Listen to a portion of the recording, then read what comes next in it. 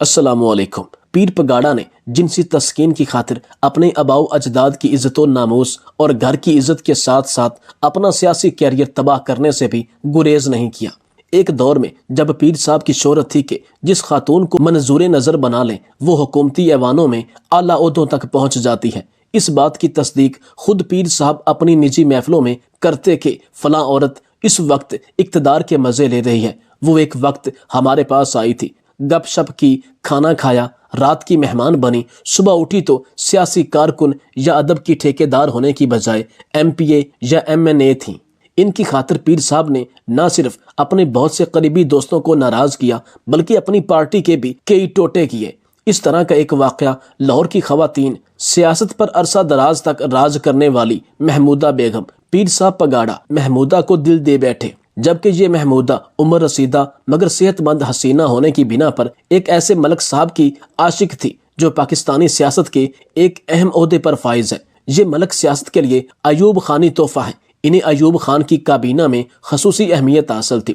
اپنی اہمیت سے فائدہ اٹھاتے ہوئے یہ محمودہ کے قریب بلکہ قریب تر اور پھر قریب ترین ہوتے گئے۔ پیر صاحب کی خواہش کہ محمودہ ان کے حرم میں بھی داخل ہو، لیکن ملک کی موجودگی میں یہ ممکن نہیں تھا۔ ملک کی حالت یہ ہوا کرتی تھی کہ وہ ملک بھر کی تمام مصروفیات ختم کر کے رات گزارنے کے لیے گلبرگ نہر کے کنارے واقع محمودہ کی کوٹھی میں عیاشی کے لیے آ جاتے۔ یہ محمودہ، پیر اور ملک صاحب کے درمیان ایک ایسا تنازع بن گیا کہ ان کی جماعت میں ملک گروپ بن گیا۔ یہ الگ بات ہے کہ اس گروپ میں صرف محمودہ اور ملک ہی شامل تھے۔ ملک کی اب جوانی ڈھل چکی تھی، محمودہ کے بال بھی سفید ہو گئے، مگر وہ بالوں کو رنگ کر کے جوان ہونے پر اصرار کرتی ہے۔ لیکن حیرت کی بات یہ ہے کہ دونوں کی آتش عشق یا آتش سیکس ابھی ٹھنڈی نہیں ہوئی۔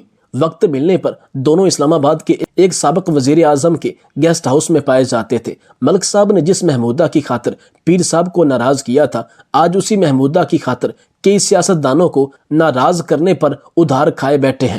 پیر صاحب کا اصرار ہے کہ ملک آج بھی محمودہ سے دستبردار ہو جائیں تو ان کی جماعت ایک ہونے کی ضمن میں پیش رفت کر سکتی ہے۔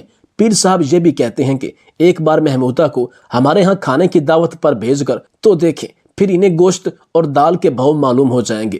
ملک صاحب اس رسم کو توڑنے کے لیے تیار نہیں، کیونکہ وہ جانتے ہیں کہ پیر صاحب کے پاس ایک بار جانے والی عورت کسی نوجوان مرد کے قابو میں نہیں آتی۔ اگر محمودہ نے ڈھلتی جوانی میں پیر صاحب کا حرم دیکھ لیا تو پھر وہ کسی ملک کے پاس جانے کی ضرورت مند نہیں رہے گی، پیر صاحب کے ہی گیت گاتی پھرے گی۔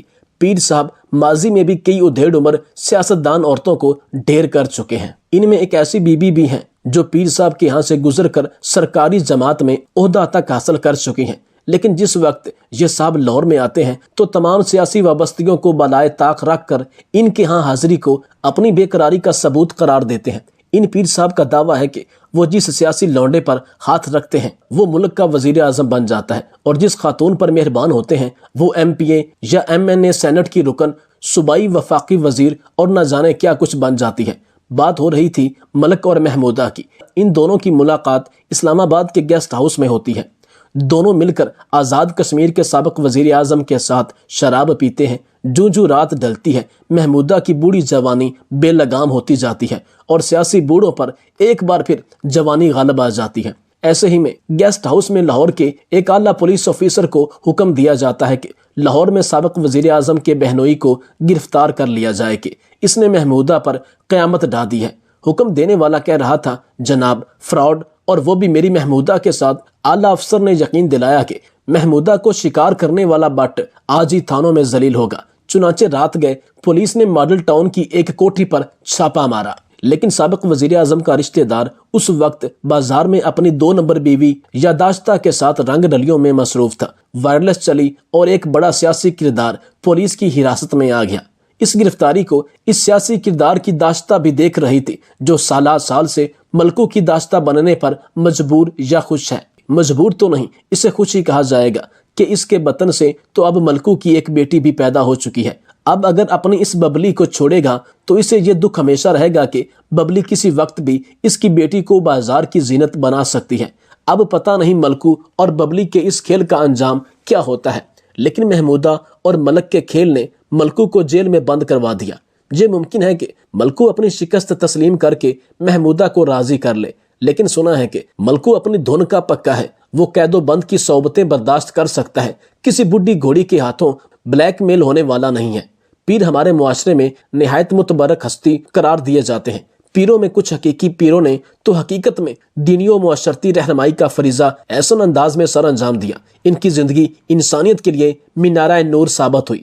لیکن انہی برگزیدہ ہستیوں کے آنے والی نسلوں نے اپنے بڑوں کے نام پر ملنے والی عزت و توقیر کے پردے میں ایسے ایسے گل کھلائے کہ شیطان بھی شرما گیا۔ اکاڑا کے ایک نواحی گاؤں میں ایک پیر صاحب اپنے مرید کے گھر تشریف لے گئے اور رات بسر کرنے کا اندیا دیا۔ مرید کی مالی حالت ان دنوں کچھ اچھی نہیں تھی، پھر بھی اس نے پیر صاحب کی خدمت میں کوئی کسر نہ اٹھا رکھی۔ رات کو پیر صاحب اپنے عقیدت مندوں کے جرمٹ سے فارغ ہوئے تو میزبان کی بیوی نے ان سے اپنا ایک ذاتی مسئلہ پیش کیا کہ اس کی بیٹی کی شادی نہیں ہو رہی تو مالی حالات بھی بہتر نہیں، لہٰذا بیٹی پر نظر کرم فرمائے۔ پیر صاحب نے بیٹی کو بلوانے کا کہا۔ گاؤں کے پرفضا ماحول میں پلی بڑی خوب روح حسینہ جب پیر صاحب کے سامنے آئی تو پیر صاحب کی شریانوں میں شیطانی زہر انگڑائیاں لینے لگا۔ انہوں نے مریدنی سے کہا کہ اس کے لیے خصوصی وظیفہ کرنا پڑے گا اور میرا خیال ہے کہ یہ کار خیر آج رات ہی کر لیا جائے۔ گھر والے پیر صاحب کی اس مہربانی پر پھولے نہ سمائے اور پوچھا کیا کرنا ہوگا۔ پیر صاحب نے کہا تم لوگ جاؤ، اسے یہیں کمرے میں چھوڑ دو۔ لڑکی کے ماں باپ اور دیگر گھر والے فوراً کمرے سے باہر چلے گئے۔ پیر صاحب نے کمرہ بند کر دیا اور پھر پیر صاحب ساری رات اس نوخیز کلی کو پھول بنانے کا وظیفہ کرتے رہے۔ اس طرح کے شرمناک واقعات صرف چھوٹے موٹے پیروں کے ساتھ ہی نہیں بلکہ بڑی بڑی گدیوں اور خانزادوں کے ساتھ وابستہ ہیں۔ صرف طریقہ واردات بدل دیا جاتا ہے۔ پیروں کے خانوادے میں حوروں کے روحانی پیشوا اور آمروں کے پسندیدہ سیاسی پیر پگاڑا کسی تعارف کے محتاج نہیں، اور عقیدت مند ان کو بڑی عزت کی نگاہ سے دیکھتے ہیں۔ ان کے عقیدت مندوں کے نزدیک تو پیر صاحب کا کسی حسینہ پر مہربان ہو جانا اس کی خوش قسمتی کا باعث سمجھا جاتا ہے۔ حالانکہ یہ پیر سیاسی حلقوں میں بابائے سیکسولوجسٹ کی حیثیت سے خصوصی شہرت رکھتے ہیں۔ انہوں نے کئی بار صرف حسیناؤں کی خاطر اپنی پارٹی کے ٹوٹے کیے ہیں، جبکہ دوسری طرف ان کے والد گرامی نے جہاں علم و ہدایت کے سرچشموں سے سندھ کو سیراب کیا، وہاں انگریز سرکار کے خلاف باقاعدہ عملی جدوجہد میں بڑھ چڑھ کر حصہ لیا اور جام شہادت نوش کیا۔ یہ ان کے بزرگوں کی دین اسلام سے محبت تھی، جس کا اجر آج بھی ان کا خانوادہ وصول کر رہا ہے۔ ان کے مریدے جنہیں حر کہا جاتا ہے آج بھی پیر صاحب کے لیے جانوں کا نذرانہ ہتھیلی پر لیے پھرتے ہیں، لیکن پیر پگاڑا کا نام ان کے بزرگوں کی عزت و ناموس کے لیے قلم کا ٹیکا بن چکا ہے۔ پیر صاحب کی کشف و کرامات کا سلسلہ صرف ان تک ہی محدود نہیں رہا، بلکہ یہ روحانی کیفیت ان کی اگلی نسلوں میں بھی بدرجہ اتم شامل رہی، جبکہ پیر صاحب نے اپنے خاندان کو بھی نہیں بخشا۔ پیر صاحب کے کالے کرتوتوں سے پردہ اٹھاتے ہوئے ان کے اپنے فرزند پیر گوہر علی راشدی نے الزام لگایا کہ پیر پگاڑا کے اپنے بہو سے ناجائز تعلقات ہیں۔ یہ بات گھر کی چار دیواری تک ہی محدود نہ رہی بلکہ عدالت کے کٹہرے میں بھی اس کی گونج سنائی دی۔ پیر علی گوہر راشدی نے کہا کہ جو عورت صبح 5 بجے گھر آئے اور 3 بجے سپہر ناشتہ کرے، وہ بھلا بچوں کا کیا خیال کر سکتی ہے؟ میرے موسیٰ اور عیسیٰ 2 سال سکول میں فیل ہوئے، وہ پڑھائی میں بہت پیچھے رہ گئے ہیں کیونکہ انہیں ماں کی مناسب توجہ نہیں مل رہی، جبکہ بچوں کی ماں کو فیشن شوز سے فرصت نہیں ملتی۔ سر شام ہی گھر پر پیپل پارٹی اور مسلم لیگیوں کا جشن شروع ہو جاتا ہے۔ گھر میں بوتیک کے نام سے 2 نمبر کاروبار کھول رکھا ہے اور میں خود اس کا چشمدید گواہ ہوں، اور میرے پاس تمام ثبوت اور ویڈیوز موجود ہیں۔ پیر علی گوہر راشدی نے کہا میری قسمت میں اس دن ہی زہر گھول دیا گیا تھا جب میری شادی آمسا قمر سے طے پائی تھی۔ نواب زادہ کی بہن اپنی بیٹی سے میری شادی کرنا چاہتی تھی، مگر وہ 200 کلو سے زیادہ بھاری ہیں، لہٰذا میں نے انکار کر دیا۔ لہٰذا انہوں نے میرا رشتہ اپنی ہمسائی آمسا قمر سے طے کر دیا۔ میرے والدین اس رشتے سے بہت خوش تھے، جبکہ میں خوش نہیں تھا اور میں نے بیوی کو دیکھا تک نہیں تھا۔ شادی کی پہلی رات آمسا کو مرگی کا دورہ پڑ گیا۔ گھبراہٹ میں کچھ سجائی نہیں دیا، آخر جوتا سونگھایا تو اسے ہوش آیا۔ ساری رات جاگ کر گزاری کہ اللہ یہ میرے ساتھ کیا ہوا۔ اگلے روز والد صاحب کو شکایت کی، مگر انہوں نے میری ایک نہ سنی اور پھر تواتر کے ساتھ ایسا ہوتا رہا۔ میں ماں سے اکثر کہتا ماں آپ نے میرے ساتھ زیادتی کی ہے، مرگی کی مریضہ سے میری شادی کر دی، مگر ماں سب سے زیادہ اسے چاہتی تھی۔ ماں کہتی بیٹا ایسی بیوی تمہیں کہیں نہیں ملے گی۔ میں کہتا ماں اگر اسے باورچی خانے میں کھانا بناتے ہوئے یا باتھ روم میں مرگی کا دورہ پڑ گیا تو کیا ہوگا؟ تو ماں کہتی کہ اس کے لیے بہت سارے نوکر ہیں، تم فکر مت کرو۔ ماں نے اس کی حمایت کی، اس پر بھروسہ کیا، لیکن افسوس یہ ناگن میری ماں کو ڈسنے سے بھی باز نہ آئی۔ بڑھاپے میں اس کو ایسا دکھ دیا جس کا مداوع ممکن نہیں ہے۔ علی گوہر راشدی نے بتایا کہ میں اپنی شرافت میں لٹ گیا ہوں۔ مجھے میری بیوی نے ہمیشہ بے وقوف بنایا۔ میرے پاس کینگری ہاؤس کراچی میں بہت کم عرصہ رہی، علاج کے بہانے لاہور میں ٹکی رہتی، اور اگر کبھی 6 ماہ بعد کراچی آتی تو اسے دورے پڑنے شروع ہو جاتے۔ میرے پاس اس کی مرگی کی سب رپورٹیں موجود ہیں جس کا میں ثبوت پیش کر سکتا ہوں۔ ایک مرتبہ میں اور آسمہ قمر جہاز میں کراچی جا رہے تھے تو فرسٹ کلاس میں بیٹھے ہوئے تھے، وہاں محترمہ کو دورہ پڑ گیا۔ مجھے مصیبت پڑ گئی کہ کیا کروں، وہاں دوسرے مسافر اکٹھے ہو گئے، سب مسافر بھی گھبرا گئے۔ فوراً فرسٹ ایڈ دی، مگر مجھے معلوم تھا کہ صرف جوتا سنگھانے سے ہی یہ مسئلہ حل ہوگا۔ بہت شرمندگی کے ساتھ میں نے گندا جوتا بیگ میں سے نکال کر اس کو سنگھایا تو وہ ہوش میں آئی۔ مجھے کہاں کہاں شرمندگیاں اٹھانی پڑی ہیں میں بتا نہیں سکتا۔ سارا جہاز اس کی ان حرکتوں سے واقف ہے۔ مرگی کے دورے میں وہ ایسی الٹی سیدھی حرکتیں کرتی ہیں، کئی مرتبہ ناک، کان اور زبان پر چوٹیں آئی ہیں۔ آپ اس کی زبان دیکھ لیں، جگہ جگہ سے کٹ چکی ہے، ناک پر چوٹیں آئیں، اور بدنام میں ہو گیا کہ علی گوہر نے پیٹا ہے، جبکہ وہ مرگی کے دورے سے عجیب عجیب حرکتیں تڑپ تڑپ کر ہاتھ پاؤں مارتی۔ کھڑے ہونے کی کوشش میں کئی مرتبہ چوٹیں آئیں۔ دیکھنے والا بھی کہتا ہے کہ اس کی پٹائی ہوئی ہے، مگر ڈاکٹروں کو معلوم ہوتا ہے کہ اس کو مرگی کا دورہ پڑا ہے۔ جب ڈاکٹروں کو معلوم پڑتا کہ یہ میری بیوی ہے اور میں کون ہوں تو ڈاکٹر اکثر مجھے کہتے کہ تم نے کس سے شادی کر لی ہے، جان چھڑاؤ اپنی، کیونکہ مرگی کا کہیں بھی کوئی بھی علاج نہیں ہے سوائے جوتے سنگھانے کے۔ شروع میں تو میں بالکل خاموش ہو گیا اور اپنے آپ میں گھٹ گھٹ کر مرنے لگا، کیونکہ میں باپ کی کمائی سے کھاتا تھا، اپنا کچھ نہیں تھا۔ پھر کچھ عرصہ پہلے میں نے گھر والوں سے بات کی کہ میں اپنی بیوی کو طلاق دوں گا، کیونکہ مجھے ہوش مند بیوی چاہیے۔ لہٰذا والدین نے مجھے اس کی اجازت دے دی۔ کھگا صاحب کو معلوم پڑا تو انہوں نے کہا آپ دوسری شادی کر لیں مگر اس کو طلاق مت دے۔ لہٰذا میں نے نہ صرف اس کو علیحدہ ڈیفینس میں گھر لے کر دیا بلکہ اس کے نام ٹرانسفر بھی کر دیا اور بچوں کے نام جائیداد بھی لکھ دی، اتنی جائیداد کہ خود ان کا خاندان سوچ نہیں سکتا۔ میں بچوں کو باقاعدگی کے ساتھ 30,000 خرچ دیتا رہا تاکہ ان کی تعلیم جاری رہے، مگر مجھ سے علیحدہ رہنے پر بچوں کا بیڑا غرق ہو گیا۔ بچے مارے مارے پھر رہے ہیں، ان کی تعلیم کا حرج ہوا، وہ 2 سال فیل ہو گئے۔ بچوں نے بتایا کہ اس کا اس ماحول میں دم گھٹتا ہے۔ ماں صبح 5 بجے گھر آتی ہے اور 2 بجے تک سوتی ہے، پھر شام کو گھر پر سیاسی لوگوں کا میلہ لگ جاتا ہے۔ مسلم لیگی اور پیپلز پارٹی والے عوام کے سامنے تو دستوں گرے باں ہیں، مگر ڈیفینس میں جا کر ایک ہو جاتے ہیں، سارے اختلافات بھول کر اکٹھا شیئر کرتے ہیں۔ ان سیاسی لوگوں کی خدمت کے لیے فیشن شوز کا انعقاد کیا جاتا ہے۔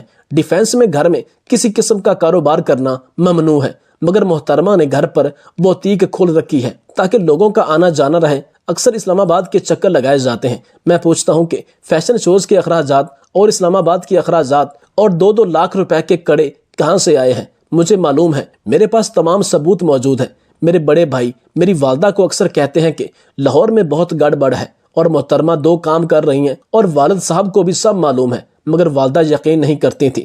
میں جب گھر آ جاتا تو دیکھتا گھر پر میلاد ہو رہی ہے، قرآن خوانی ہو رہی ہے، میں حیران رہ جاتا، مگر جب والدہ نے والد کو رنگے ہاتھوں پکڑا تو سب سراغ مل گیا کہ یہ کارنامے تو بہو رانی کے ہیں۔ وہ ماڈلنگ اور فیشن شوز کے بہانے لڑکیوں کو گھر پر بلاتی، محفلیں سجاتی اور والد صاحب کو خوش کرتی۔ والدہ صاحبہ کے احتجاج پر ان کا پتہ ہمیشہ کے لیے کاٹ دیا گیا اور میرے بچوں کو مجھ سے چھیننے اور میری جائیداد ہڑپ کرنے کے لیے عدالت سے رجوع کیا گیا، مگر میں عدالت میں سب ثبوت پیش کروں گا اور سب کو ننگا کروں گا۔ مگر دوسروں کو ننگا کرنے کا عزم رکھنے والے گوہر راشدی کو اپنے لفظ سینا پڑے اور اپنے بیٹے سے بھی ہاتھ دھونا پڑے۔ گوہر راشدی اب پر اسرار طور پر منظر سے غائب ہو چکے ہیں، مگر پیر صاحب کی کرامات بدستور جاری ہیں اور انہوں نے خدمت خلق کے جذبے کے تحت 14 سالہ لڑکی سے شادی کر لی۔ پیر صاحب کے پوتے نے دادا کے نقش قدم پر چلنے کی کوشش کی تو وہ ناتجربہ کار ہونے کی وجہ سے مار کھا گیا۔ 15 اگست 1997 کو پیر پگاڑا کا پوتا اور وزیر مملکت مخدوم احمد محمود کا بھانجا اسلام آباد ایک بڑے ہوٹل میں رات گزار کر کال گرل اور 13,000 روپے کا بل چھوڑ کر بھاگ گیا۔ وزیر مملکت نے پیسے بھجوائے اور اپنے بھانجے کی طرف سے آئندہ ایسی شکایات نہ ملنے کی ضمانت دے کر کال گرل اس کے دلال کو واپس بھیجی۔ اس واقعہ کی تفسیر کچھ اس طرح ہے کہ پیر پگاڑا کا پوتا اور پیر صبغت اللہ راشدی کا بیٹا جو وزیر مملکت مخدوم احمد محمود کا بھانجا بھی ہے، وفاقی دارالحکومت کے ایک بڑے ہوٹل میں آیا اور انتہائی مہنگا کمرہ بک کرایا۔ رات کو عامر نامی دلال سے کال گرل بھی منگوائی۔ موصوف ساری رات بیرون شہر ٹیلی فون کالیں بھی ملاتے رہے اور اگلے روز کال گرل اور ہوٹل کا 13,000 روپے کا بل چھوڑ کر بھاگ گئے۔ ہوٹل انتظامیہ کو شک گزرا تو اس نے کمرے میں بیٹھی کال گرل سے پوچھا تو 14 سالہ لڑکی رو پڑی اور بتایا کہ میں نوکری کے لیے اسلام آباد آئی تو عامر نامی دلال نے مجھے دھندے پر لگا دیا اور گزشتہ رات بک کر کے یہاں بھیجا۔ امیر زادہ ساری رات مجھ سے جنسی کھیل کھیلتا رہا اور اب غائب ہو گیا ہے۔ ہوٹل انتظامیہ نے عامر دلال کو بلایا اور SHO سیکٹریٹ جمیل ہاشمی کے حوالے کر دیا۔ عامر دلال سے پولیس نے پوچھا کہ اتنی چھوٹی عمر کی بچی کو تو نے کیوں ایسے غلیظ دھندے پر لگا رکھا ہے؟ تو اس نے کہا کہ میں غریب آدمی ہوں، پیٹ کے لیے کچھ تو کرنا پڑتا ہے۔ پولیس اہلکار عامر دلال کو مارتے پیٹتے ہوئے ہوٹل سے لے گئے، جبکہ ہوٹل بل کے لیے جب وزیر مملکت مخدوم احمد محمود سے رابطہ کیا تو انہوں نے اپنا بندہ بھیجا جس نے بل ادا کر دیا۔ وزیر مملکت نے ہوٹل انتظامیہ کو یقین دلایا کہ آئندہ کوئی شکایت نہیں آئے گی۔ SHO تھانہ سیکریٹریٹ نے استفسار پر کہا کہ ہم نے کوئی رپورٹ وغیرہ اس لیے درج نہیں کی کہ رپورٹ درج کروانے والا بھی کوئی بنے، البتہ امیر زادے کے مقامی ساتھی کی تلاش جاری ہے، جو ہی وہ ملا ہم ضروری کارروائی کریں گے۔ البتہ عامر دلال ہم سے پوشیدہ نہیں، عامر سیکٹر G8 میں رہتا ہے، جب ضرورت ہوئی اسے پکڑ لیں گے۔ جمیل ہاشمی نے کہا یہ واقعہ ہوا ہے لیکن چونکہ امیر زادہ بھاگ گیا ہے، ہوٹل کو امیر زادے کے بڑوں نے بل ادا کر دیا ہے، امیر زادے کا ساتھی بھی بھاگ گیا ہے، اب رپورٹ درج کرانے کے لیے بھی کوئی تیار نہیں، ہم کیا کریں؟ آج پیر صاحب کے بہت سے ساتھی ان کا دامن چھوڑ چکے ہیں اور خواتین کی نشستوں پر الیکشن نہ ہونے کے باعث پیر صاحب کی سرگرمیاں بھی ماند پڑ چکی ہیں۔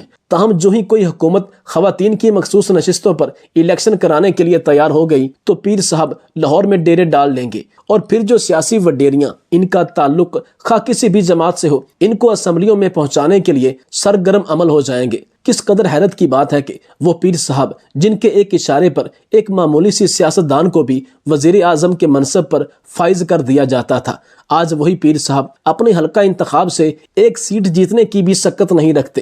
باوجود ان تمام سرگرمیوں کے پیر صاحب حکومتوں کے آنے جانے کی پیشین گوئیوں میں مشغول ہے۔